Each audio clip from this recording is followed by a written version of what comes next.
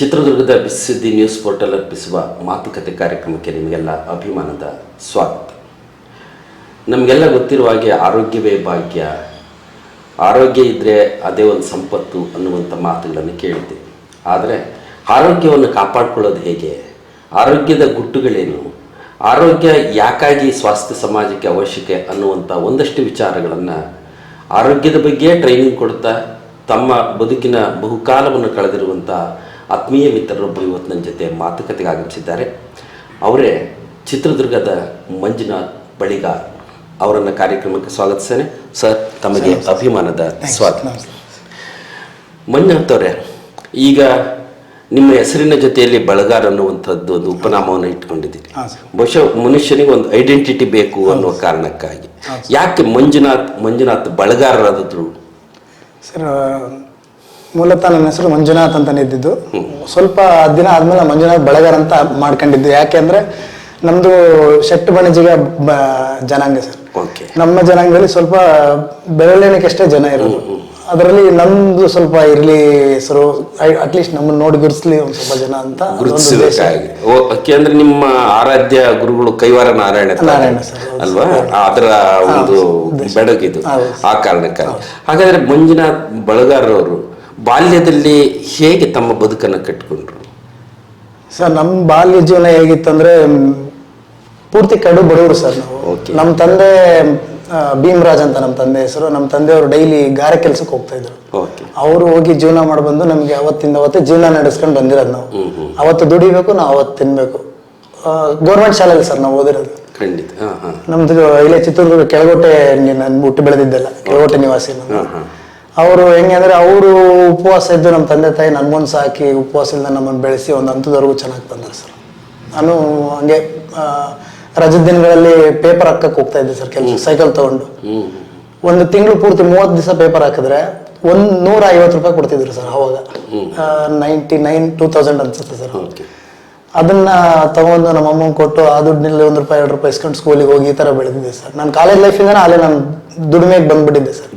Night ನಾನು ಕೆಲ್ಸಕ್ಕೆ ಹೋಗ್ತಾ ಇದ್ದೆ. ಅಂದ್ರೆ ಒಂದಷ್ಟು ವಿದ್ಯಾರ್ಥಿಗಳ ಜೀವನವನ್ನ ಅಥವಾ ಬಾಲ್ಯದ ಜೀವನ ನೆನಪು ಮಾಡ್ಕೊಂಡ್ರೆ ಆ ಹೊತ್ತಿನ ಕಾಲಕ್ಕೆ ನಿಮ್ಮ ಮನಸ್ಥಿತಿ ಹೇಗಿರ್ಬೋದು ಅಂತಂದ್ರೆ, ಒಂದ್ ಕಡೆ ಆಗರ್ಭ ಶ್ರೀಮಂತಿಗೆ ಕಾರ್ನಲ್ಲಿ ಬಂದಿಳಿದು ಸೂಟು ಬೂಟು ಹಾಕೊಂಡು ಟೈ ಕಟ್ಕೊಂಡು ಬರೋ ವಿದ್ಯಾರ್ಥಿಗಳು ಅಥವಾ ಸ್ನೇಹಿತರು ಒಂದ್ ಕಡೆ, ಮತ್ತೊಂದ್ ಕಡೆ ನೀವೇ ಹೇಳಿದಾಗೆ ಕಡು ಬಡತನದ ಒಂದು ಹಾಸಿಗೆ ಒದ್ಕೊಂಡು ಶಾಲೆಗೆ ಹೋಗೋದೆಂಗಪ್ಪ, ಕಲಿಯೋದು ಹೆಂಗೆ, ನಾವು ಉದ್ಧಾರ ಆಗ್ತೀವಿ ಅನ್ನುವಂತಹದ್ದು. ಈ ಎರಡು ರೀತಿಯ ಸ್ನೇಹಿತರ ಜೊತೆಯಲ್ಲಿ ನೀವು ನಿಮ್ಮ ಬದುಕು ಕಟ್ಟಿಕೊಂಡಿದ್ದು ಹೇಗೆ? ಸರ್, ಚೆನ್ನಾಗಿ ಓದ್ತಾ ಇದ್ವಿ ಸರ್. ನಾವು ಅಪ್ಪವ್ರಿಗೆ ಬರ್ತಾನೆ ಇದ್ರು ಚೆನ್ನಾಗಿ ಓದಿಸ್ತಿದ್ರು, ನಾವು ಚೆನ್ನಾಗಿ ಓದ್ತಿದ್ವಿ. ಒಂದು ಏಜ್ ಬಂದ ನಮ್ಮ ತಂದೆಯವರಿಗೆ ಹೆಲ್ತ್ ಪ್ರಾಬ್ಲಮ್ ಆಯ್ತು ಸರ್. ನಾನು PUC ಇದ್ದಾಗ. ಅದಾದ್ಮೇಲೆ ಕಷ್ಟಪಟ್ಟು 2 ವರ್ಷ ನಾನು ಡಿಗ್ರಿವರೆಗೂ ಬಂದೆ. PUC ಆಯ್ತು, ಡಿಗ್ರಿ ಕಂಪ್ಲೀಟ್ ಮಾಡಕ್ ಆಗ್ಲಿಲ್ಲ ಸರ್. ನಾವು ದುಡಿಮೆಗೆ ಬಂದ್ಬಿಟ್ಟೆ ಸರ್. ನನ್ಗೆ ಬಹಳ ಆಸೆ ಇತ್ತು, ಪೊಲೀಸ್ ಆಗ್ಬೇಕಂತ ನನಗೆ ಆಸೆ ಇದ್ದಿದ್ದು. ಜೀವನದಲ್ಲಿ ಏನಾದ್ರು ಪೊಲೀಸ್ ಆಗ್ಬೇಕು, ನಾನು ಒಳ್ಳೆ ಸೇವೆ ಮಾಡ್ಬೇಕಂತ ಆಸೆ ಇತ್ತು. ಬಟ್ ಅದಾಗ್ಲಿಲ್ಲ ನನ್ನ ಲೈಫು ಸರ್. ಅಲ್ಲಿಂದ ದುಡಿಮೆಗೆ ಬಂದೆ, ಫೋಟೋಗ್ರಫಿ ಕಲಿತೆ, ಫೋಟೋಗ್ರಫಿ ಮಾಡಿ ಒಂದು ಸ್ಟುಡಿಯೋ ಮಾಡಿ ಅಲ್ಲಿಂದ ಹಂಗೆ ನಮ್ ಜರ್ನಿ ಸ್ಟಾರ್ಟ್ ಆಯ್ತು ಸರ್. ಅಂದ್ರೆ ವಿದ್ಯಾರ್ಥಿ ದಶೆಯಲ್ಲೇ ನಿಮಗೆ ಜವಾಬ್ದಾರಿ ತಗೊಂಡ್ರಿ, ಮನೆ ಜವಾಬ್ದಾರಿ ಜಾಸ್ತಿ ಆದಾಗಿಂದ ನಾನು ಎಜುಕೇಶನ್ ಕಂಪ್ಲೀಟ್ ಮಾಡಕ್ಕೆ ದುಡಿಮೆಗೆ ಬಂದ್ಬಿಟ್ಟೆ ಫುಲ್ ಟೈಮ್. ಅಲ್ಲ, ತಪ್ಪೇನಿಲ್ಲ. ಈಗ ದುಡಿಮೆ ಒಂದು ರೀತಿಯ ಜ್ಞಾನವನ್ನ ಮತ್ತು ತಿಳುವಳಿಕೆ, ಅರಿವನ್ನ ತಗೊಳಕ್ಕಾಗಿರುವಂತ ಒಂದು ಮಾಧ್ಯಮ. ನೌಕರಿನೇ ಬೇಕು ಅಂತೇನಿಲ್ಲ. ನಿಮ್ಮ ಯಾವ ಉದ್ಯೋಗವನ್ನು ಹಿಡಿದಿರೋ ಅದರಲ್ಲೇ ಸರಿದಾರಿಯಲ್ಲಿ ಹೋದ್ರೆ ಗಳಿಸೋದಿಕ್ ಸಾಧ್ಯತೆ ಇದೆ. ದುಡಿಮೆಗೆ ಬಂದ್ಮೇಲೆ ಜೀವನ ಒಳ್ಳೊಳ್ಳೆ ಪಾಠ ಕಲಿಸಿದೆ ಸರ್. ಯಾವ ಯೂನಿವರ್ಸಿಟಿನೂ ಕೊಡದಿರಂತ ಪಾಠ ಕಲಿಸಿದೆ ಜೀವನ. ಅದೇ, ಇದು ಬಯಲು ವಿಶ್ವವಿದ್ಯಾಲಯ ಎಲ್ಲ ರೀತಿಯ ಬದುಕನ್ನು ಕಟ್ಟಿಕೊಡುತ್ತೆ. ಆಗ ದುಡಿಮೆಗೆ ಬರ್ತೀರಿ, ಒಂದಷ್ಟು ತಂದೆಯವರ ಜವಾಬ್ದಾರಿ ನಿಮ್ಮ ಮೇಗಲೇ ಇರುತ್ತೆ. ಈ ಕಡೆ ಅಮ್ಮನ ಜೊತೆ ನಾನೇನೋ ಸಹಾಯ ಮಾಡಿ ನಮ್ಮ ಮನೆ ಉದ್ಧಾರಿಸ್ಬೇಕು ಅನ್ಸುತ್ತೆ. ಆ ಫೋಟೋಗ್ರಫಿಯ ಬಣ್ಣದ ಬದುಕಿತ್ತಲ್ಲ, ಅದು ಮತ್ತೊಂದು ಮಾಧ್ಯಮದ ಕಡೆಗೆ ನಿಮ್ಮನ್ನು ಕೊಂಡೊಯ್ಯುತ್ತೆ. TV ಮಾಧ್ಯಮಗಳಲ್ಲಿ ನೀವು ಒಂದಷ್ಟು ದಿವಸ ಕೆಲಸ ಮಾಡ್ತೀವಿ. ಫೋಟೋಗ್ರಫಿಯಲ್ಲಿದ್ದದಕ್ಕಿಂತ TV ಮಾಧ್ಯಮ ನಿಮ್ಗೆ ಹೇಗೆ ಬದುಕನ್ನು ಕಟ್ಕೊಡ್ತೀವಿ?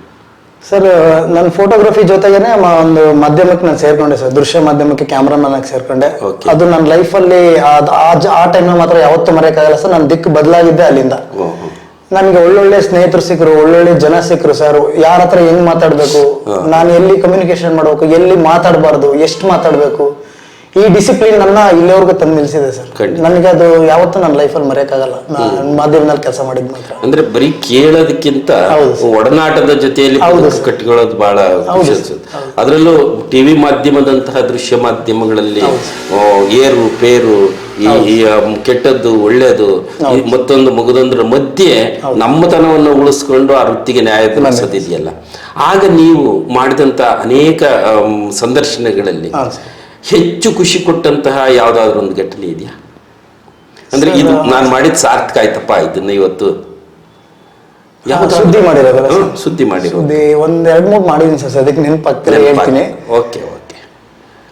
ಕೋವಿಡ್ ಟೈಮಲ್ಲಿ ನಾನು ಕೆಲಸ ಮಾಡಿದೀನಿ ಸರ್. ಬಹಳ ಖುಷಿ ಕೊಟ್ಟಿದ್ದಂದ್ರೆ ಕೋವಿಡ್ ಟೈಮಲ್ಲಿ. ಅದು ನಾನು ಮೀಡಿಯಾ ಬಿಡೋ ಟೈಮ್ ಅದು ಆಕ್ಚುಲಿ ಲಾಸ್ಟಿಗೆ ಬಿಟ್ಟಿದ್ದದು ಸರ್. ನಾನು ಅಂದ್ರೆ ಆ ಟೈಮಲ್ಲಿ ಒಬ್ರು ಪಕ್ಕ ನಿಂತ್ಕೊಳಕ್ಕೆ ಇದ್ ಮಾಡಕ್ಕೆ ಇದ್ಬಿಡೋರು. ನಾನು ಪೂರ್ತಿ ಅವರು ಏನ್ ದೇಹ ಡೆತ್ ಆಗಿರುತ್ತಲ್ಲ ಸರ್ ಕೋವಿಡ್ ಟೈಮ್, ಅದ್ರ ಹತ್ರ ಹೋಗಿ ಎಲ್ಲ ಇದ್ ಮಾಡಿದ್ವಿ ಸರ್. ಅದೊಂದು ಸಾರ್ಥಕ ಅನಿಸ್ತು. ಯಾಕಂದ್ರೆ ಸ್ವಂತ ಅಣ್ಣ ತೀರೋಗಿದ್ರು, ಸ್ವಂತ ಅಣ್ಣ ತಮ್ಮ ಅಕ್ಕ ತಂಗಿ ಗಂಡ ಸತ್ತಿದ್ರು, ಹತ್ರಕ್ಕೆ ಹೋಗಕ್ಕೆ ಅವರು ಕುಟುಂಬದವ್ರ ಇದ್ ಮಾಡ್ತಿರ್ಲಿಲ್ಲ ಅಂತ ಟೈಮಲ್ಲಿ. ಇದೇನಪ್ಪ ಇಂಥ ಯುಗ ಬಂದ್ಬಿಡ್ತಲ್ಲ, ಜನ ಏನ್ ಇದು ಅಂದ್ರೆ ಮನುಷ್ಯನಿಗೆ ಬೆಲೆನೇ ಇಲ್ಲ ಸರ್. ಆವತ್ತಿನ ಟೈಮಲ್ಲಿ ಮನುಷ್ಯನಿಗೆ ಇಲ್ಲ ಬೆಲೆ. ನೋಡಿದ್ದು ನನಗೆ ಬಹಳ ಇದಾಗಿದೆ. ಅಂದ್ರೆ ಒಂದ್ ಕಡೆ ಒಂದ್ ರೀತಿ ಮೊರಕ ಹುಟ್ಟುತ್ತೆ, ಮತ್ತೊಂದ್ ಕಡೆ ಜೀವನದ ಬಗ್ಗೆ ಭಯ ಹುಟ್ಟುತ್ತೆ, ಮತ್ತೊಂದ್ ಕಡೆ ಈ ಸಂದೇಶ ಯಾವ ರೀತಿ ಎಫೆಕ್ಟ್ ಆಗುತ್ತೋ ಏನಾಗುತ್ತೋ ಅನ್ನುವಂತ ವಾತಾವರಣದ ಮಧ್ಯೆ ಅದೊಂದು ವಾರಿಯರ್ಸ್ ತರ ಕೆಲಸ ಆಯ್ತು. ನಾಡಿನಾದ್ಯಂತ ಒಂದಷ್ಟು ಜನ ಅದನ್ನ ಬಹಳ ಚಂದವಾಗಿ ತಗೊಂಡು ನಿಭಾಯಿಸಿ ಜನರಿಗೆ ಒಂದಷ್ಟು ಧೈರ್ಯ ತುಂಬಿದಂತ ಕಾಲಘಟ್ಟ. ಅವತ್ತಿನ ದಿನ ನಿಮ್ಮ ಮನೆಯವರು ಏನಪ್ಪಾ ಇದು ಸವಾಸನೆ ಬೇಡ, ಬಿಟ್ಬಿಡು, ಇದು ಯಾಕೆ ಬೇಕು ಅಂತ ಅಂದದ್ದುಂಟ?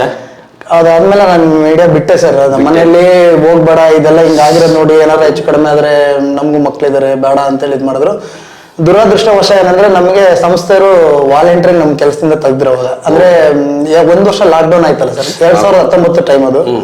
ಸಂಸ್ಥೆನೂ ನಷ್ಟದಲ್ಲಿ ಇದ್ವು ಅವಾಗ, ರೆವಿನ್ಯೂ ಬರ್ತಿರ್ಲಿಲ್ಲ, ನಮಗೆ ಸಂಬಳ ಕೊಡಕ್ ಆಗ್ತಿರ್ಲಿಲ್ಲ. ನಮ್ಮನ್ನು ಒಂದಷ್ಟು ಜನ ವಾಲಂಟಿಯರ್ ಆಗಿ ಕೆಲಸ ಇದು ಮಾಡ್ಸಿದ್ರು. ಅದಾದ್ಮೇಲೆ ನಾನು ಮತ್ತೆ ಮುಂದೆ ಏನ್ ಮಾಡ್ಬೇಕನ್ನೋದು ಗೊತ್ತಿರಲಿಲ್ಲ ಸರ್. ಸ್ಟುಡಿಯೋನು 1 ವರ್ಷ ಬಾಗ್ಲಾಕಿದ್ವಿ, ಲಾಕ್ ಡೌನ್ ಇತ್ತು. ಮೀಡಿಯಾದಿಂದ ಕೆಲಸ ಕಳ್ಕೊಂಡೆ. ನನ್ಗೇನು ಪ್ರಪಂಚನೇ ಪೂರ್ತಿ ಬ್ಲಾಂಕ್ ಆಗ್ಬಿಟ್ಟಿತ್ತು ಸರ್. ಏನ್ ಮಾಡೋಕೆ ಈಗ ನೆಕ್ಸ್ಟ್ ಏನು ಅಂತ. ನನಗೆ ಉಳಿದಿದ್ದು ಒಂದೇ ದಾರಿ ಸರ್. ನನಗೆ ಸ್ವಲ್ಪ ಫಿಟ್ನೆಸ್ ಬಗ್ಗೆ ಬಹಳ ಇತ್ತು. ನನ್ಗೆ ಅವಾಗ 2000ದಿಂದ ನಾನು ಜಿಮ್ಗೆ ಹೋಗ್ತಾ ಇದ್ದೆ. ಅಲ್ಲಿಂದ ಮತ್ತೆ ನನ್ನ ದಿಕ್ಕು ಬದಲಾಯ್ ಸರ್. ನನ್ನ ಹೆಂಡತಿ ಜೋತ್ಸ್ನ ಅಂತೇಳಿ, ನಮ್ಮ ಮನೆಯವ್ರ ಸಪೋರ್ಟ್ ಬಹಳ ಸಿಕ್ತ ಆ ಟೈಮಲ್ಲಿ. ನಾನು ಏನೇ ಮಾಡೋದು ಪ್ರತಿಯೊಂದರಲ್ಲೂ ನಮ್ಮ ಮನೆಯವರು ಇದ್ದಾರೆ ಸರ್. ಅವ್ರ ಸಪೋರ್ಟ್ ಯಾವುದೇ ಸಂದರ್ಭದಲ್ಲಿ ಮನೆಯವರು ಬೆನ್ ತಟ್ಟಿದ್ರೆ ಕಷ್ಟದ ದಿನಗಳನ್ನ ಬಹಳ ಸುಲಭವಾಗಿ ನಿಭಾಯಿಸಿ ಮುಂದಕ್ಕೆ ಬರ್ಬೋದು. ಅದು ಖಂಡಿತ ನಿಜ. ಜೊತೆಗೆ ಆವತ್ತಿನ ಕಾಲಕ್ಕೆ ಒಂದಷ್ಟು ಫಿಟ್ನೆಸ್ ಬಗ್ಗೆ ಅರಿವು ಮೂಡುವಂತದ್ದೇ ಕಷ್ಟ. ಅದು ನೀವು ಹೇಗೆ ಆ ಆರೋಗ್ಯದ ಕಡೆ ನಿಮ್ಮನ್ನು ನೀವು ತೊಡಸ್ಕೊಂಡು? ಸರ್ ಅದೇ ಸರ್, ಕೋವಿಡ್ ಬಂದಿತ್ತಲ್ಲ ಸರ್. ಕೋವಿಡ್ ಟೈಮಲ್ಲಿ ಎಲ್ಲರೂ ಹೆಲ್ತ್ ಯಾರು ಚೆನ್ನಾಗಿ ಕಾಪಾಡ್ಕೊಂಡ್ರು ಅವರೆಲ್ಲ ಉಳ್ಕೊಂಡ್ರು ಸರ್. ಹೆಲ್ತ್ ಯಾರು ಚೆನ್ನಾಗಿ ನೋಡ್ಕೊಂಡಿಲ್ಲ ಅವರೆಲ್ಲ ಆಲ್ಮೋಸ್ಟ್ ಸಾವನ್ನಪ್ಪಂತ ಪರಿಸ್ಥಿತಿ ಬಂತು ಅವಾಗ. ನನಗೆ ಉಳಿದಿದ್ದು ಒಂದೇ ದಾರಿ, ಇದೇ ಫೀಲ್ಡ್ ಅಲ್ಲಿ ನಾನು ಏನಾದ್ರು ಮಾಡ್ಬೇಕು. 2019ರಿಂದ 2022 3 ವರ್ಷ ನಾನು ನನ್ನ ದೇಹ ನಾನು ದಂಡಿಸ್ತೆ ಸರ್. ಮೊದಲಿಗೆ ಬೇರೆ ಯಾವ ಕೆಲಸನೂ ಇಲ್ಲ ನಂದು. ಜಿಮ್ಗೆ ಹೋಗೋದು, ವರ್ಕೌಟ್ ಮಾಡೋದು, ಒಳ್ಳೊಳ್ಳೆ ಫುಡ್ ಅಂದ್ರೆ ಡಯಟ್ ಫುಡ್ ತಿನ್ನೋದು. ನಾನು ಹೇಳ್ತೀನಿ ಸರ್ ಮುಂದೆ ಹೋಗ್ತಾ ಹೋಗ್ತಾ ಏನೇನ್ ಇರುತ್ತೆ ಅಂತೇಳಿ. ಇದೇ ಫೀಲ್ಡ್ ಅಲ್ಲಿ ನಾನು ಸ್ಟೇಟ್ ಲೆವೆಲ್ ಬಾಡಿ ಬಿಲ್ಡಿಂಗ್ ಮಾಡಿ, ಬಾಡಿನ ಚೆನ್ನಾಗಿ ಬಿಲ್ಡ್ ಮಾಡ್ಬಿಟ್ಟು ಸ್ಟೇಟ್ ಲೆವೆಲ್ ಎಲ್ಲ ಮಾಡಿ 4 ಗೋಲ್ಡ್ ಮೆಡಲ್ ಮಾಡಿದೀನಿ ಸರ್, 8 ಸಿಲ್ವರ್ ಮೆಡಲ್ ಮಾಡಿದೀನಿ, ಬ್ರೌನ್ಸ್ ಅದೆಲ್ಲ ಸುಮಾರು ಇದೆ ಸರ್ ನನ್ನ ಹತ್ರ. ಅಷ್ಟು ಮಾಡಿ ಇದೇ ಫೀಲ್ಡ್ ಅಲ್ಲಿ ನಾನು ಏನಾದ್ರು ಮಾಡ್ಬೇಕಂತೇಳಿ ಮುಂದೆ ಹಂಗೆ ನಾನು ಒಂದು ಜಿಮ್ ತೆರೆದೆ ಸರ್.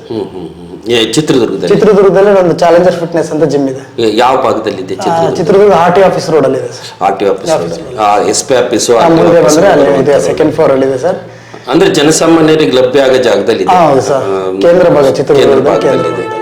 ಈಗ ಜಿಮ್ ಅನ್ನ ಮೊದಲಿಗೆ ನಿಮ್ಮನ್ನು ನೀವು ಸುಧಾರಿಸ್ಕೊಂತೀರಿ, ಜಿಮ್ಮಿಗೆ ಬಂಡವಾಳ ಹಾಕೋದು ಮತ್ತೆ ಅದನ್ನ ಜನ ನಾನು ಸೆಳಿತೀನಿ, ಅವ್ರಿಗೆ ಇದನ್ನೆಲ್ಲ ಅರಿವು ಮೂಡಿಸ್ತೀನಿ ಅಂತ ಭರವಸೆ ಇತ್ತು ಸರ್. ನನಗೆ 100% ಭರವಸೆ ಇತ್ತು. ಯಾಕಂದ್ರೆ ನಾನು ಅಷ್ಟರಲ್ಲಾಗಲೇ ನಾನು ಗುರುತಿಸ್ಕೊಂಡಿದ್ದೆ ಸರ್ ಚೆನ್ನಾಗಿ ಎಲ್ಲರ ಹತ್ರನು. ಮಂಜು ಒಳ್ಳೆ ದೇಹ ಮಾಡ್ಕೊಂಡ, ಒಳ್ಳೆ ನಾಲೆಡ್ಜ್ ಇದೆ ಅವನಿಗೆ, ಅವನು ಇದೇ ಫೀಲ್ಡ್ ಅಲ್ಲಿ ಹೋದ್ರೆ ನೀನ್ ಮಾಡಂತ ತುಂಬಾ ಜನ ಎನ್ಕರೇಜ್ ಮಾಡಿದ್ರು ನಂಗೆ. ನೀನ್ ಇದು ಜಿಮ್ ಓಪನ್ ಮಾಡು, ನಿನ್ ಸರ್ವೈವ್ ಆಗ್ತಾ ಸಕ್ಸಸ್ ಆಗ್ತೀಯ ಅಂತ. ಅಂದ್ರೆ ನಿಮಗೆ ಒಂದಷ್ಟು ಪರಿಚಯದ ಬಳಗ ಇತ್ತು ಸರ್. ನನ್ನ ಸ್ನೇಹಿತರು ತುಂಬಾ ನನ್ನ ಬೆಂಬಲವಾಗಿ ನಿಂತರು ಸರ್, ನೀನ್ ಜಿಮ್ ಮಾಡು ಅಂತೇಳಿ. ಜಿಮ್ ಓಪನ್ ಮಾಡಿದ್ವಿ. ಇವತ್ತು ಅದು ಯಶಸ್ವಿಯಾಗಿ ನಡೀತಿದೆ. ಜನಗಳನ್ನೂ ಕೂಡ ನಾನು ಅಷ್ಟೇ ನನ್ನ ಜಿಮ್ಮಿಗೆ ಬಂದ ಪ್ರತಿಯೊಂದು ಕ್ಲೈಂಟ್ ಅನ್ನು ಕೂಡ ನಾನು ಅವ್ರಿಗೆ ಮಾನಿಟರ್ ಮಾಡ್ತೀನಿ ಸರ್. ಓಕೆ. ನೀವು ಏನ್ ಮಾಡ್ತಿದ್ದೀರಾ, ಎಷ್ಟು ತಿಂತಾ ಇದಾರೆ, ಎಷ್ಟು ಊಟ ಮಾಡ್ತಿದ್ದೀರಾ, ಅದನ್ನೆಲ್ಲ ಮಾನಿಟರ್ ಮಾಡಿ ಅವರಲ್ಲಿ ಏನ್ ಚೇಂಜಸ್ ಬೇಕು, ಅವ್ರ ಬಾಡಿ ಟೈಪಿಗೆ ಬೇಕಾದಂಗೆ ಡಯಟ್ ಚಾರ್ಟ್ ಮಾಡ್ಕೊಡ್ತೀವಿ. ಅವ್ರದಕ್ಕೆ ತಕ್ಕಂಗೆ ಡೈಲಿ ರೊಟೀನ್ ಇರುತ್ತೆ. ಅವ್ರದ್ದು ಎವ್ರಿ 4 weeks 5 weeks ಆದ್ಮೇಲೆ ರೊಟೀನ್ ಚೆಕ್ ಮಾಡ್ತಿರ್ತಾರೆ ಅವ್ರಲ್ಲಿ ಏನ್ ಚೇಂಜಸ್ ಆಗಿದೆ. ಈಗ ಉದಾಹರಣೆಗೆ ನನ್ನಂತ ಒಬ್ಬ ಸಾಮಾನ್ಯ ಅಂದ್ರೆ ಆರೋಗ್ಯದ ಬಗ್ಗೆ ಅರಿವಿರೋದ, ಅಂದ್ರೆ ಚಟುವಟಿಕೆಗಳು, ಜಿಮ್ಮಿನ ತಂತ್ರಗಳು ಏನು ಗೊತ್ತಿರಲ್ಲ, ಯಾರೋ ಹೇಳ್ಬಿಟ್ರು ಅಂತೇಳಿ ಬಂದು ನಿಮ್ಮಲ್ಲಿ ಫೀಸ್ ಕಟ್ಟಿ ಸೇರ್ಕೊಂಡ್ಬಿಡ್ತೀನಿ. ಒಂದ್ 2-3 ದಿವಸ ಆದ ತಕ್ಷಣ ಏನೋ ಒಂಥರ ಇಲ್ಲಪ್ಪ ಇದು ಸವಾಸ ಅಲ್ಲ ಅಂತೀವಿ. ಅಂತವ್ರನ್ನ ನೀವು ಹೇಗ್ ಮನವೊಲಿಸ್ತೀರಿ ಸರ್? ಈಗ ಬರ್ತಾರೆ ಸರ್, ಸುಮಾರು ಈಗ ನೀವು ಹೇಳಿದ ಒಳ್ಳೆ ಕ್ವಶನ್ ಕೇಳಿದ್ರಿ. ಸುಮಾರು ಜನ ಬರ್ತಾರೆ, 1 week ಬರ್ತಾರೆ, ಆಮೇಲೆ ಬರಲ್ಲ, 2 ದಿನ ಬರ್ತಾರೆ, ಬರಲ್ಲ. ಸರ್ ಜಿಮ್ ಹೆಂಗಂದ್ರೆ ಅದು ಒಂದು ಹವ್ಯಾಸ ಮಾಡ್ಕೋಬೇಕು ಸರ್. ನಾವು ಬೆಳಿಗ್ಗೆ ಊಟ ಹೆಂಗ್ ಮಾಡ್ತೀವಿ, ಒಬ್ಬೊಬ್ರಿಗೆ ಒಂದೊಂದ್ ತರ ಹವ್ಯಾಸಗಳು ಇರ್ತಾವೆ, ಅದು ಇದು ಒಂದು ಹವ್ಯಾಸ ತರ ರೂಢಿ ಮಾಡ್ಕೋಬೇಕು ಸರ್. ಬರುತ್ತೆ ಸರ್. ಜಿಮ್ಮಿಗೆ ಬಂದಾಗ ಫಸ್ಟ್ 3 ದಿನ 4 ದಿನ ಬಾಡಿ ತುಂಬಾ ನೋವು ಬರೋದು ಅದೆಲ್ಲ ಆಗುತ್ತೆ. ಯಾಕಂದ್ರೆ ನಿಮ್ ಬಾಡಿ ಏನಕ್ಕೂ ದಂಡಿಸೇ ಇರಲ್ಲ, ಏನು ಫಿಸಿಕಲ್ ಆಕ್ಟಿವಿಟಿ ಮಾಡಿರಲ್ಲ. ನೀವು ಜಿಮ್ಮಿಗೆ ಬಂದಾಗ ನಾವು ನಿಮ್ಗೆ ಏನ್ ತಕ್ಕಂಗೆ ಮಾಡ್ಸಿರ್ತೀವಿ ನಾವು, ಆದ್ರೂ ಸ್ವಲ್ಪ ದೇಹ ಪೇನ್ ಬರುತ್ತೆ ಸರ್, ನೋವು ಬರುತ್ತೆ. 1 ವಾರ ಆದ್ಮೇಲೆ ಆತರ ಪೇನ್ ಏನಿರಲ್ಲ ಸರ್. ಕೆಲವರು ಅಲ್ಲೇ ಡ್ರಾಪ್ ಆಗ್ತಾರೆ, ಇದು ಹಿಂಗ ಇಷ್ಟೊಂದು ಅಂತ ಅಲ್ಲೇ ಡ್ರಾಪ್ ಆಗ್ತಾರೆ. ಕೆಲವರು ಪ್ರತಿದಿನ ಇದನ್ನೇ ಮಾಡ್ಬೇಕಾ, ಹೆಂಗಂದ್ರೆ ಇದು ರೊಟೀನ್ ಸರ್. ನೀವು ದಿನ ಏನ್ ಇರ್ತೋ ಅದೇ ರೊಟೀನ್ ರಿಪೀಟ್ ಮಾಡ್ತಾರೆ. ಪ್ರತಿ 30 ದಿನನೂ ಸೇಮ್ ಇರುತ್ತೆ, ದಿನ ಒಂದೊಂದ್ ತರ ವರ್ಕೌಟ್ ಇರುತ್ತೆ. ಅದನ್ನ ಕೆಲವರು ಅಲ್ಲಿ ಡಿಸಪಾಯಿಂಟ್ ಆಗ್ಬಿಡ್ತಾರೆ, ಇದನ್ನ ಮಾಡ್ಬೇಕಾ, ಇದೇನಪ್ಪ ಬೇಜಾರಂತ. ಸರ್ ಎಲ್ಲೆಲ್ಲ ಹೋಗಿ ಸಮಯ ಕಳೀತಾರೆ, ಏನೇನೋ ಹವ್ಯಾಸಗಳು ರೂಢಿ ಮಾಡ್ಕೊಂತಾರೆ. ಇದನ್ನ ಮಾಡೋದ್ರಿಂದ ಅವ್ರಿಗೆ ಹೆಲ್ತ್ ತುಂಬಾ ಒಳ್ಳೆ ಅವ್ರ ಕಂಟ್ರೋಲ್ ಅಲ್ಲಿ ಇರುತ್ತೆ ಸರ್. ಅವ್ರಿಲ್ಲ ಇವನ್ನೆಲ್ಲ ಹವ್ಯಾಸ ಬರೀ ಜಿಮ್ ಅಂತಲ್ಲ ಸರ್, ಅವ್ರು ಯೋಗ ಮಾಡ್ಬೋದು, ವಾಕ್ ಮಾಡ್ಬೋದು, ಒಟ್ಟು ಫಿಸಿಕಲ್ ಆಕ್ಟಿವಿಟಿ ಇದ್ರೆ ಆರೋಗ್ಯ ತುಂಬಾ ಚೆನ್ನಾಗಿರುತ್ತೆ ಸರ್. ಅದು ಕೋವಿಡ್ ಕಲಿಸ್ಕೊಟ್ಟಿದೆ. 2019 ಆದ್ಮೇಲೆ ಸರ್ 18 ವರ್ಷದಿಂದ 60 ವರ್ಷದವರೆಗೂ ಎಲ್ರಿಗೂ ಕೂಡ ನಾನ್ ಚೆನ್ನಾಗಿರ್ಬೇಕು ಈಗ, ನನ್ನ ದೇಹ ಅವೇರ್ನೆಸ್ ಸ್ಟಾರ್ಟ್ ಆಗಿದೆ ಸರ್. ಅದನ್ನೇ ಕಂಟಿನ್ಯೂ ಇದೆ. ಈಗ ಬರ್ತಾರೆ ಸರ್, ಮಾಡ್ತಿದ್ದಾರೆ. ಅಲ್ಲ, ಜಿಮ್ಮಿ ಸೇರ್ಕೊಳ್ತೀವಿ, ನೀವು ಹೇಳಿದ ಆಕ್ಟಿವಿಟೀಸ್ ಎಲ್ಲ ಮಾಡ್ತೀವಿ, ಎಲ್ಲ ಆಗುತ್ತೆ. ಆದ್ರೆ ನಮ್ಮ ಮನೆ ವಾತಾವರಣದಲ್ಲಿ ಜಿಮ್ ಮುಗಿದ ಮೇಲೆ ಬಂದು ಏನ್ ಫುಡ್ ತಗೋಬೇಕಲ್ಲ, ಆ ತರದ ಒಂದು ವಾತಾವರಣ. ನಾವೇನೋ ಒಂದು ಮುದ್ದೆ ಊಟ ಮಾಡ್ತೀವಿ, ಅನ್ನ ಊಟ ಮಾಡ್ಬಿಡ್ತೀವಿ, ಇಲ್ಲ ಹೋಟ್ಲಾಗ ಒಂದು ತಿಂಡಿ ತಿಂದು ಹೋಗ್ಬಿಡ್ತೀವಿ. ಈ ಬಾಡಿಯನ್ನ ಮತ್ತೆ ಅದೇ ಸ್ಟೇಬಲ್ ಅಲ್ಲಿ ಇಟ್ಕೊಳ್ಬೇಕಾದ್ರೆ ಫುಡ್ ಕಲ್ಚರ್ ಹೆಂಗಿರ್ಬೇಕು ಸರ್? ಅದೇ ಸರ್ ತಿಳ್ಕೊಳ್ಳೋದು ಎಲ್ರು ಸುಳ್ಳು. ಜಿಮ್ ಹೋದ್ರೆ ಸಪರೇಟ್ ಏನೋ ತಗೋಬೇಕು, ಪ್ರೋಟೀನ್ ಪೌಡರ್ ತಗೋಬೇಕು, ಅದೆಲ್ಲ ಅವಶ್ಯಕತೆ ಇರಲ್ಲ ಸರ್. ಅದು ಯಾರು ತಗೋಬೇಕು ಯಾರು ತಗೋಬೇಡ ಅಂತಾನೆ ಹೇಳ್ತೀನಿ ಸರ್. ನೀವು ಒಬ್ಬ ಸಾಮಾನ್ಯ ಮನುಷ್ಯ, ನಿಮಗೆ ಫಿಸಿಕಲ್ ಆಕ್ಟಿವಿಟಿ ಮನೇಲಿ ಏನ್ ಮಾಡಿರ್ತಾರೆ ಅದೇ ಊಟ ತಿಂದ್ರೆ ಸಾಕು. ಆದ್ರೆ ನೀವು ಏನ್ ತಿನ್ಬೇಕು, ಎಷ್ಟು ತಿನ್ಬೇಕು, ಯಾವಾಗ ತಿನ್ಬೇಕು, ಏನ್ ತಿನ್ಬಾರ್ದು ಅನ್ನೋದು ನಮ್ಮ ತಲೆಯಲ್ಲಿ ಹೋದ್ರೆ ಏನು ತೊಂದ್ರೆ ಇಲ್ಲ ಸರ್. ನಾವು ದಿನ ಮನೆಯಲ್ಲೇ ಊಟ ಮಾಡೋಂಥ ಊಟನೇ ಎಲ್ರಿಗೂ ಡಯಟ್ ಚಾರ್ಟ್ ಅಲ್ಲಿ ಕೊಡೋದು.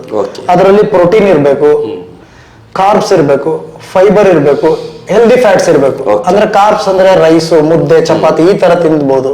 ಪ್ರತಿ ಮೀಲಲ್ಲೂ ಅಂದ್ರೆ ಏನಿರಲ್ಲ, ತಿನ್ನೋ ಪ್ರತಿ ತಟ್ಟೆಯಲ್ಲಿ ಬ್ಯಾಲೆನ್ಸ್ಡ್ ಆಗಿರ್ಬೇಕು.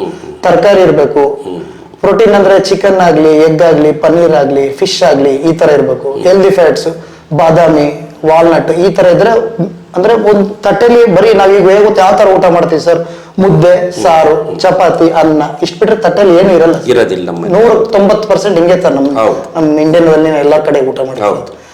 ಆ ತರ ಬ್ಯಾಲೆನ್ಸ್ಡ್ ಫುಡ್ ಊಟ ಮಾಡೋದ್ರಿಂದ ನಿಮ್ಗೆ ಬಾಡಿ ಏನೇನ್ ಬೇಕು, micro nutrients, protein, healthy fat ಎಲ್ಲ ಸಿಗುತ್ತೆ ಸರ್. ಅವಾಗ ನಿಮ್ದು ಬಾಡಿ ಮೆಟಬಾಲಿಸಮ್ ಬೂಸ್ಟ್ ಆಗುತ್ತೆ, ನಿಮ್ದು ಆರೋಗ್ಯ ಇನ್ನೂ ಬಹಳ ಚೆನ್ನಾಗುತ್ತೆ. ಇಲ್ಲ, ನಾವು ಒಂದೊಂದ್ಸಾರಿ ಏನ್ ಮಾಡ್ತೀವಿ ಅಂದ್ರೆ, ಇವತ್ತು ಮುದ್ದೆ ಊಟ ಮಾಡ್ತೀವಿ, ನಾಳೆ ರೊಟ್ಟಿ ಊಟ ಮಾಡ್ತೀವಿ, ನಾಡಿದ್ದು ಫುಲ್ ಒಂದ್ ತಟ್ಟೆ ಅನ್ನ, ಅದಾದ್ಮೇಲೆ ಉಪ್ಪಿಟ್ಟು, ಹಿಂಗೆ ಊಟ ಅಂತೂ ಮಾಡ್ತೀವಿ. ಆ ತಿಂಗಳೊಳಗೆ ಒಂದೊಂದ್ಸಾರಿ ಒಂದೊಂದು ಬಗ್ಸೆ ಬಾಯಕ್ ಹಾಕಿ ಶೇಂಗಾ ತಿಂತೀವಿ, ಗೋಡಂಬಿ ತಿಂತೀವಿ, ದ್ರಾಕ್ಷಿ. ಅದು ಸಮತೋಲಿನ ಅಲ್ಲ. ಅಂದ್ರೆ ಒಂದು ಸಿಸ್ಟಮೆಟಿಕ್ ಅದು ಯಾವಾಗ್ಲೂ ಕನ್ಸಿಸ್ಟೆನ್ಸಿ ಅಂದ್ರೆ ಹಂಗೆ ಕಂಟಿನ್ಯೂ ಆಗಿ ಇಟ್ಕೋಬೇಕು ಸರ್. ನೀವೇನು ನಿಮ್ಗೆ ಏನೇನು ತಿನ್ಬೇಕನ್ಸುತ್ತೋ ಎಲ್ಲಾನು ತಿನ್ಬೋದು ಸರ್, ಯಾವ್ದು ತಿನ್ಬಾರ್ದಂತಿಲ್ಲ. ಅದೆಲ್ಲ ನಮ್ಮ ಕಂಟ್ರೋಲ್ ಅಲ್ಲಿ ಇರ್ಬೇಕು. ನಾನು ಎಷ್ಟು ತಿಂತಾ ಇದ್ದೀನಿ ಅದು ನಮ್ ಗಮನದಲ್ಲಿ ಇರ್ಬೇಕು. ಬಹುಶಃ ನಮ್ಮ ಜನಸಾಮಾನ್ಯರು ಎಡುವುದಿಲ್ಲ. ಇಲ್ಲ ಸರ್, 100 ಬಳಸ್ತೀವಿ, ಸಿಸ್ಟಮೆಟಿಕ್ ಆಗಿ ಬಳಸ್ತೀವಿ, ಸಕಾಲಕ್ಕೆ ಬಳಸ ಅಂತದನ್ನ ಅರಿವು ಮೂಡಿಸ್ತೀವಿ. ಜೊತೆಗೆ ಈ ಬಾಡಿ ಕೆಲವರಿಗೆ ಆರೋಗ್ಯದ ಸಮಸ್ಯೆಗಳಿರ್ತವೆ, ಕೆಲವರಿಗೆ ಅದ್ರ ಬಗ್ಗೆ ಒಲವಿರೋದಿಲ್ಲ. ಯಾವ್ದೋ ಒಂದು ಎಕ್ಸರ್ಸೈಸ್ ಹೇಳಕ್ ಹೋಗ್ತೀರಾ, ಇದೇನಪ್ಪಾ ಅಂತ ಅಂತಾರೆ. ಇಂಥವ್ರನ್ನ ಹೇಗೆ ಮನವೊಲಿಸ್ತೀರಿ? ಇಲ್ಲ ಸರ್, ನಾವು ವರ್ಕೌಟ್ ಮಾಡಿಸ್ತೀವಿ ಸರ್. ಅವ್ರಿಗೆ ಸುಮಾರು ಜನ ಅಂತವ್ರು ನಾವು ಮನವೊಲಿಸಿದೀವಿ. ಯಾಕೆ ಅಂದ್ರೆ ಅವ್ರಿಗೆ ಡಾಕ್ಟ್ರೇ ಹೇಳಿರ್ತಾರೆ ಸರ್, ಕೆಲವೊಂದು ಫಿಸಿಕಲ್ ಆಕ್ಟಿವಿಟೀಸ್ ಈ ತರ ಎಕ್ಸರ್ಸೈಸ್ ಮಾಡ್ಬೇಕಂತೇಳಿ. ಅವರ ಬಾಡಿ ಟೈಪ್ ಹೆಂಗಿರುತ್ತೋ ಆ ತರ ನಾವು ಅವ್ರಿಗೆ ವರ್ಕೌಟ್ ನ ಪ್ಲಾನ್ ಮಾಡ್ಕೊಡ್ತೀವಿ ಸರ್.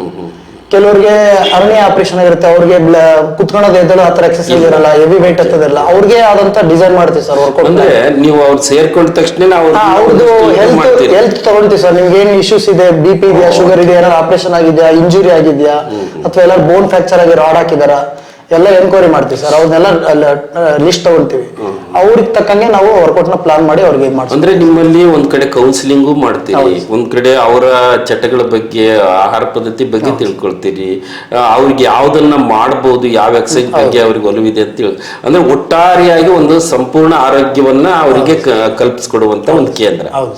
ಈಗ ಜಿಂಬೆಗೆ ಯಾಕೆ ಬಂದು ವ್ಯಾಯಾಮ ಮಾಡ್ಬೇಕು, ನಮ್ಮ ಮನೆಯಲ್ಲೇ ಮಾಡ್ಬೋದಲ್ಲ ಅಂತ ಕೆಲವ್ರಿಗೆ ಅನ್ಸುತ್ತೆ.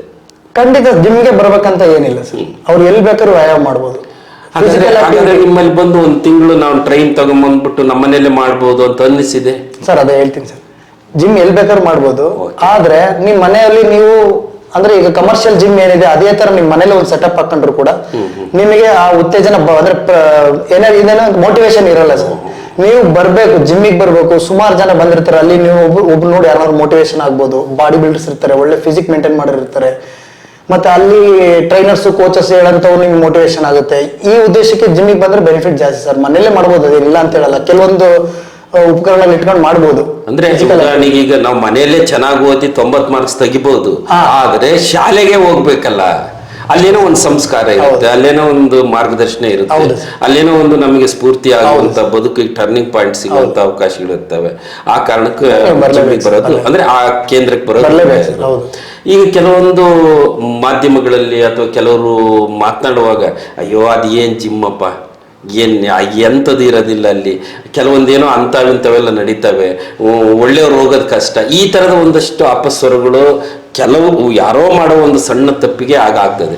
ಅದು ತಪ್ಪು ಅಥವಾ ಈ ರೀತಿ ನಡ್ಕೊಂಡ್ರೆ ಸರಿ ಅಂತ ನಿಮ್ಮ ಜಿಮ್ಮಿನ ನಿಯಮ ಏನು ಸರ್? ಈಗ ಜಿಮ್ ಅಂದ್ರೆ ಬಂದವ್ರಿಗೆ ಏನೋ ಹೆಲ್ತ್ ಹೆಚ್ಚು ಕಡಿಮೆ ಬಗ್ಗೆ ಕೆಲವು ಸಣ್ಣ ಪುಟ್ಟ ಬಗ್ಗೆ ಸರ್. ಈಗ ಸುಮಾರು ಆಗಿದೆ ಸರ್ ಆ ತರ ಇನ್ಸಿಡೆಂಟ್ಗಳು. ಜಿಮ್ ಅಲ್ಲಿ ಯಾರೋ ಸಡನ್ ಆಗಿ ಕುಸ್ತು ಬಿದ್ದು ಜೀವ ಹೋಗಿರೋದು ಅವೆಲ್ಲ ಸರ್. ಅದು 100ಕ್ಕೆ 90% ಜಿಮ್ ಇಂದ ಅಲ್ಲ ಅಂತ ನನ್ನ ಅಭಿಪ್ರಾಯ ಸರ್. ಯಾಕೆ ಅಂದ್ರೆ ಅವ್ರದ್ದು ಹಿಂದಿಂದು ಹೆಲ್ತ್ ಹಿಸ್ಟ್ರಿ ತಗೋಬೇಕಾಗುತ್ತೆ ಸರ್. ಅವ್ರಿಗೆ ಏನ್ ಅಭ್ಯಾಸಗಳಿದಾವೆ, ಅವ್ರು ಸ್ಮೋಕ್ ಮಾಡ್ತಿದ್ರ, ಡ್ರಿಂಕ್ಸ್ ಮಾಡ್ತಿದ್ರ, ಅವ್ರಿಗೆ ಏನಾದ್ರು ಅಂದ್ರೆ ಕಾಯಿಲೆಗಳು ಏನಾದ್ರು ಇದ್ವಾ, ಅದೆಲ್ಲ ತಗೋಬೇಕಾಗುತ್ತೆ. ಅವತ್ತು ಬರೋಕ್ಕೂ ಹಿಂದಿನ 48 ಗಂಟೆ ಹಿಂದೆ ಸ್ಮೋಕ್ ತುಂಬಾ ಮಾಡಿದ್ರ ಅಥವಾ ತುಂಬಾ ಕುಡ್ದಿದ್ರ, ಡ್ರಿಂಕ್ಸ್ ಮಾಡಿದ್ರ, ಅದೆಲ್ಲ ಬರುತ್ತೆ ಸರ್. ಅವರು ಆ ದಿನ ಜಿಮ್ಮಿಗೆ ಬಂದಾಗ ಅವ್ರದ್ದು ಬ್ಲಡ್ ಫ್ಲೋ ಎಲ್ಲ ಸ್ವಲ್ಪ BP ಅದೆಲ್ಲ ಸ್ವಲ್ಪ ನಾರ್ಮಲ್ ಇರಲ್ಲ ಸರ್, ಅಬ್ನಾರ್ಮಲ್ ಇರುತ್ತೆ, ಕಂಡೀಷನ್ ಅಲ್ಲಿ ಇರಲ್ಲ. ಆ ಟೈಮಲ್ಲಿ ಚಾನ್ಸಸ್ 100ಕ್ಕೆ 1 ಆಗ್ಬೋದು ಸರ್. ಅದು ಜಿಮ್ಮಿಗಿಂದನೇ ಕಾರಣ ಅಂತಲ್ಲ ಸರ್, ಅವ್ರ ಹಿಂದಿನ ಹಿಸ್ಟ್ರಿ ಬೇಕಾಗುತ್ತೆ. ಅವ್ರು ಒಂದ್ ಪಾರ್ಟ್ ಅಲ್ಲಿ ಎಲ್ಲೋ ತಪ್ಪು 100% ಇರುತ್ತೆ ಸರ್. 100ಕ್ಕೆ ಯಾವ್ದೋ ಒಂದು ಇನ್ಸಿಡೆಂಟ್ ಆಗ್ಬೋದು, ಇಲ್ಲ ಅಂತ ಹೇಳಲ್ಲ ಸರ್. ಪ್ರತಿಯೊಂದು ಆಗ ಇನ್ಸಿಡೆಂಟ್ ಎಲ್ಲ ಜಿಮ್ ಇಂದ ಅಲ್ಲ, ಇದು ಜನಗಳಿಂದ ತಲೆಯಿಂದ ಮೊದಲು ತೆಗಿಬೇಕು ಸರ್. ಇದು ಹಾಗಾದ್ರೆ ಜಿಮ್ ಮಾಡೋದಿಕ್ಕೆ ವಯಸ್ಸಿನ ಮಿತಿ ಏನಾದ್ರು ಇದೆಯಾ, ಅಥವಾ ಇಂಥವ್ರು ಮಾಡಿದ್ರೆ ಮಾತ್ರ ಇದು ಹೆಲ್ಪ್ ಆಗುತ್ತಪ್ಪ, ಇಲ್ಲ ಸುಮ್ಮನೆ ಟೈಮ್ ಪಾಸ್ ಅಂತ ಏನಾರು ಅನ್ಸುತ್ತಾ? ಇಲ್ಲ ಸರ್, ಇದಕ್ಕೆ ವಯಸ್ಸಿನ ಮಿತಿ ಇಲ್ಲ. 18 ವರ್ಷದಿಂದ 60 ವರ್ಷದವ್ರಿಗೆ ಯಾರು ಬೇಕಾದ್ರೂ ಮಾಡ್ಬೋದು. 35 ವರ್ಷ ಮೇಲ್ಪಟ್ಟವ್ರಿಗೆ ಅವಶ್ಯಕವಾಗಿ ಬೇಕು ಜಿಮ್. ಯಂಗ್ಸ್ಟಾರ್ಸ್ ಗಿಂತ 35 ವರ್ಷ ಮೇಲ್ಪಟ್ಟವ್ರಿಗೆ 60 ವರ್ಷ 65 ವರ್ಷ ಇರೋರು ಬರ್ಬೇಕು ಸರ್. ಆಕ್ಚುಲಿ ಅವರು ಹೆಲ್ತ್ ಇನ್ನೂ ಚೆನ್ನಾಗುತ್ತೆ, ಚೆನ್ನಾಗಿ ಇಟ್ಕೋಬೇಕು. ಅವ್ರು ಬಾಡಿ ರೆಸಿಸ್ಟೆನ್ಸ್ ಅವ್ರಿಗೆ ಜಾಸ್ತಿ ಬೇಕಾಗಿರೋದು. ಈಗ 35 ವರ್ಷ ಮೇಲ್ಪಟ್ಟವ್ರೆ ಬರ್ಬೇಕಾಗಿರುತ್ತೆ. ಇದು ಜನಸಾಮಾನ್ಯರಿಗೆ ಗೊತ್ತಿರಲ್ಲ. ನಾವೇನ್ ಮಾಡ್ತೀವಿ ಅಂದ್ರೆ ಅಯ್ಯೋ ವಯಸ್ಸು 50 ವರ್ಷ ಆಯ್ತು ಹೋಗೋದ್ ಬೇಡ ನಮ್ಗೇನಲ್ಲಿ, ಅದು ಸುಳ್ಳು ಸರ್. ಅದು ಮಿತ್ತದು ಬರ್ಬೇಕು. ಅವ್ರು ನಿಜವಾದ ಅರಿವು ಆಗ್ಬೇಕಾಗಿರೋದು ಈ ತರದ ಮಾತುಗಳು. ಯಾಕೆಂತ ಹೇಳಿದ್ರೆ ವಯಸ್ಸಾದ ನಂತರ ನಮ್ಮ ಬಾಡಿ ಹೇಗೆ ಸ್ಪಂದಿಸುತ್ತೆ, ನಮ್ಮ ಆರೋಗ್ಯ ಸ್ಥಿತಿ ಹೇಗಿರ್ಬೇಕು, ನಾವು ಬೇರೆ ಜೊತೆ ಹೇಗೆ ಒಡನಾಡ್ಬೇಕು ಅನ್ನುವಂಥದ್ದನ್ನ ತಿಳಿಸುವಂತ ಒಂದು ಅರಿವಿನ ಕಾರ್ಯಕ್ರಮ ನಿಮ್ಮಲ್ಲಿ ಆಗ್ತದೆ. ಹಾಗಾದ್ರೆ ಇವತ್ತಿನ ಯುವಕರನ್ನು ನೀವು ಜಿಮ್ಮಿನ ಒಳಗಡೆ ನೋಡುವ ಯುವಕನಿಗೂ ಹೊರಭಾಗದಲ್ಲಿ ನೋಡುವಂತ ಯುವಕರಿಗೂ ಕಂಡುಕೊಳ್ಳುವಂತ ವ್ಯತ್ಯಾಸ ಏನು ಸರ್? ಇವಾಗಿನ ಜನರೇಷನ್ ಯಾವ ಕಡೆ ಹೋಗ್ತಿದಾರೆ ಗೊತ್ತಾಗ್ತಿಲ್ಲ ಸರ್. ಮೊಬೈಲ್ ಇದ್ರೆ ಬೇರೆ ಪ್ರಪಂಚ ಬೇಕಿಲ್ಲ ಅವರಿಗೆ. ದುಶ್ಚಟಗಳಿಗೆ ಮಾರು ಹೋಗ್ಬಿಟ್ಟಿದ್ದಾರೆ ಸರ್. ಒಂದಲ್ಲ ಹೇಳಕ್ಕಾಗಲ್ಲ ಅಂತ ದುಶ್ಚಟಗಳು ಬಿದ್ದಿದ್ದಾರೆ. ಅದು ಆಗ್ಬಾರ್ದು ಸರ್ ಈಗಿನ ಜನತೆ, ಈಗಿನ ಇಲ್ಲಿ ವಿದ್ಯಾರ್ಥಿಗಳು ಅಥವಾ ಯುವಕರು ದುಶ್ಚಟಕ್ಕೆ ಬೀಳ್ತಿದ್ದಾರೆ ನೋಡ್ತಾ ಇದೀವಿ ಅನ್ನುವ ಮಾತುಗಳಿಗೆ ಮೂಲತಃ ಕಾರಣಕರ್ತರು ಯಾರಿರ್ಬೋದು? ಅವ್ರ ಮನಸ್ಥಿತಿನ, ಪೋಷಕರ ಬೇಜವಾಬ್ದಾರಿನ, ಅಥವಾ ನಮ್ಮ ವ್ಯವಸ್ಥೆನ? ಶಿಕ್ಷಣ ವ್ಯವಸ್ಥೆನ ಏನ್ ಅನ್ಸುತ್ತೆ ನಿಮಗೆ? ಸರ್ ಇದರಲ್ಲಿ ಪೋಷಕರ ಜವಾಬ್ದಾರಿ ಬಹಳ ಇದೆ ಸರ್. ಓಕೆ. ಯಾಕಂದ್ರೆ ಅವ್ರ ಮಕ್ಕಳನ್ನ ಗಮನ ಇರ್ಬೇಕು ಸರ್. ಅವ್ರ ಮಕ್ಕಳನ್ನ ಒಂದ್ ಏಜ್ ವರ್ಗು ಅವ್ರು ಏನ್ ಮಾಡ್ತಾ ಇದಾರೆ, ಎಲ್ಲಿ ಹೋಗ್ತಾ ಇದಾರೆ ಅನ್ನೋ ಮಾನಿಟರ್ ಮಾಡ್ಲಿಲ್ಲ ಅಂದ್ರೆ ಕಷ್ಟ ಇದೆ ಸರ್. ಜನ ಮುಂದೆ ಕೈ ಆಗ್ಬೋದು ಸರ್. ಹೇಳಕ್ ದುಶ್ಚಟಕ್ಕೆ ಮಾರು ಹೋಗ್ಬಾರ್ದು ಅಂತ ನಾನು ಹೇಳ ಸರ್. ಖಂಡಿತ. ಅವ್ರು ಯಾವ್ದೇ ಕ್ರೀಡೆ ಯಾವ್ದ್ರಲ್ಲಾಗ್ಲಿ ಸರ್, ಅವ್ರು ಯಾವ್ದ್ರಲ್ಲಿ ಹೆಚ್ಚು ಒಲವಿದೆ ಅದಕ್ಕೆ ಅವ್ರನ್ನ ಇನ್ವಾಲ್ವ್ ಮಾಡಿದ್ರೆ ಅವರು. ಈಗ ನನ್ನ ಮಗ ಕೂಡ ಈಗ 8th ಸ್ಟ್ಯಾಂಡರ್ಡ್ ಸರ್. ನನ್ನ ಮಗ ಈಗಲಿಂದನೇ ನಾನು ಫಿಸಿಕಲ್ ಆಕ್ಟಿವಿಟಿ ಜಿಮ್ಗೆ ಹಾಕೊಂಡ್ಬಿಟ್ಟಿದ್ದೀನಿ. ಅವ್ನಿಗೆ ಬೇರೆ ಕಡೆ ಡೈವರ್ಟ್ ಆಗಿ ಚಾನ್ಸ್ ಇರಲ್ಲ ಸರ್. ಹಂಗಾಗಿ ಈಗಿನ ಜನತೆ ಕೂಡ ಅವ್ರ ಮಕ್ಕಳನ್ನ ಅವ್ರಿಗೆ ಯಾವ್ದು ಇಷ್ಟ ಇರುತ್ತೋ ಅದರಲ್ಲಿ ತೊಡಗಿಸ್ಬೇಕು. ಜಿಮ್ಮೆ ಅಂತ ಹೇಳಲ್ಲ ನಾನು, ಸ್ಪೋರ್ಟ್ಸ್ ಆಗಿರ್ಬೋದು, ಚಿತ್ರಕಲೆ, ಏನ್ರಲ್ಲಿ ಟ್ಯಾಲೆಂಟ್ ಇದೆ ಅದರಲ್ಲಿ ಅವ್ರನ್ನ ಇನ್ವಾಲ್ವ್ ಮಾಡಿ ಅವ್ರಿಗೆ ಜಾಸ್ತಿ ಸಪೋರ್ಟ್ ಮಾಡ್ಬೇಕು ಸರ್. ಅಂದ್ರೆ ಅಬ್ಸರ್ವೇಷನ್ ಇರ್ಬೇಕು ಸರ್. ಒಂದ್ ಏಜ್ನವರೆಗೂ ಅವ್ರ ಮೇಲೆ ಖಂಡಿತ ಅಬ್ಸರ್ವೇಷನ್ ಇಡ್ಲೇಬೇಕು. ಜೊತೆಗೆ ಇವತ್ತಿನ ಈ ಹುಡುಗರಿಗೆ ಏನಾಗ್ಬಿಟ್ಟಿದೆ ಅಂತ ಹೇಳಿದ್ರೆ ಇವೆಲ್ಲವ್ರ ಬಗ್ಗೆ ಒಲವಿಲ್ಲ. ಅಂದ್ರೆ ಅವರಿಗೆ ಮನೆ ಫುಡ್ಡಿನ ಬಗ್ಗೆ ಒಲವಿಲ್ಲ, ಫಾಸ್ಟ್ ಫುಡ್ ಕಡೆ ವಾಲ್ತಾರೆ. ಮನೆಗಿರೋ ರೇಡಿಯೋ ಇಷ್ಟ ಆಗಲ್ಲ ಅವರಿಗೆ, ಮೊಬೈಲೇ ಬೇಕಾಗ್ತದೆ. ಮನೆಗಿರೋ ಅಜ್ಜ ಅಜ್ಜಿ ಅಣ್ಣ ತಮ್ಮರ ಜೊತೆ ಬೆರೆಯ ಆಸಿಲ್ಲ, ಹೊರಗೆ ಫ್ರೆಂಡ್ ಜೊತೆ ಹೋಗ್ಬೇಕು ಅನ್ಸುತ್ತೆ.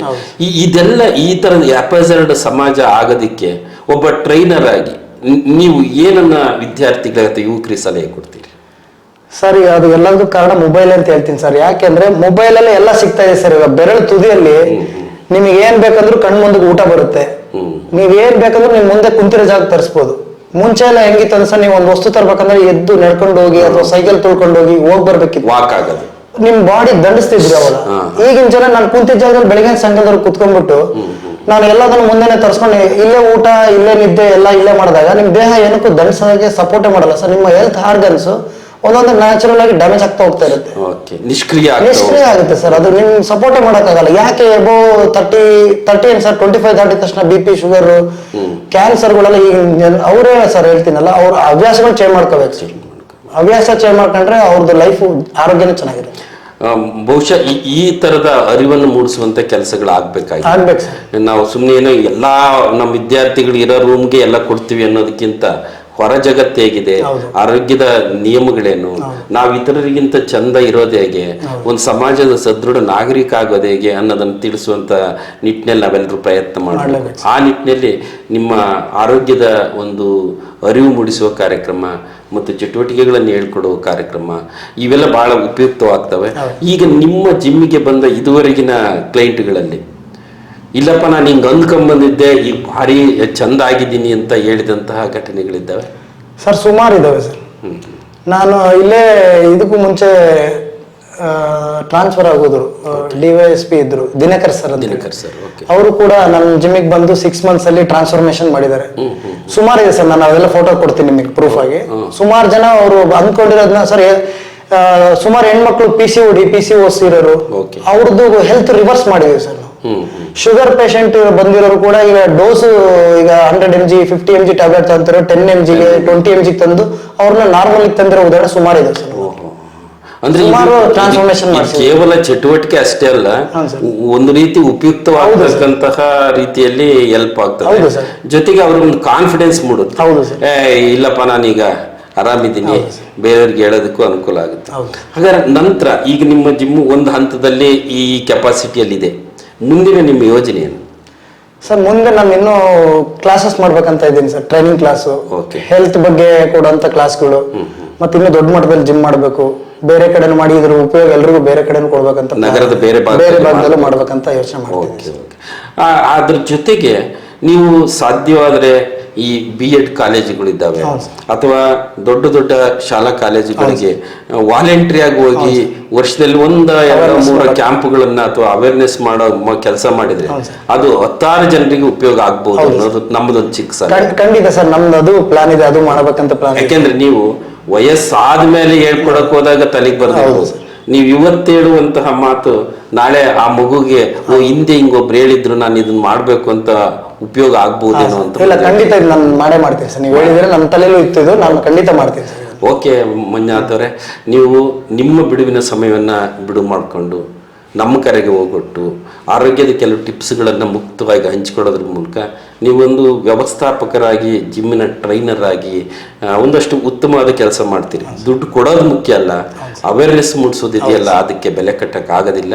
ಆ ನಿಟ್ಟಿನಲ್ಲಿ ನಿಮ್ಮ ಶಾಖೆ ಮತ್ತಷ್ಟು ಹೆಚ್ಚಾಗಲಿ, ನಿಮ್ಮ ಸೇವೆ ಮತ್ತಷ್ಟು ಜನರ ಆರೋಗ್ಯವನ್ನು ಉತ್ತಮಪಡಿಸುವಂತಾಗಲಿ, ನೀವು ಮತ್ತು ನಿಮ್ಮ ಕುಟುಂಬದವರ ಆರೋಗ್ಯವಾಗಿರ್ರಿ ಅಂತೇಳಿ ನಮ್ಮ ಬಿಸಿ ಸುದ್ದಿ ವಾಹಿನಿಯ ಬಳಗದ ಪರವಾಗಿ ನಿಮಗೆ ಹೃತ್ಪೂರ್ವಕ ವಂದನೆಗಳು. Thank you sir, thank you so much. ಆತ್ಮೀಯ ವೀಕ್ಷಕರೇ, ಕೇಳಿರಲ್ಲ ಆರೋಗ್ಯಕ್ಕೆ ಜಿಮ್ ಹೇಗೆ ಸಹಕಾರಿ, ಅದರ ಆಹಾರ ಪದ್ಧತಿ ಹೇಗಿದ್ರೆ ಚೆನ್ನ, ಇಂತಹ ಮಾತುಕತೆ ಮತ್ತೆ ಮುಂದಿನ ವಾರ ಮತ್ತೊಬ್ಬ ಅತಿಥಿಯೊಂದಿಗೆ ಭೇಟಿಯಾಗ್ತೀನಿ.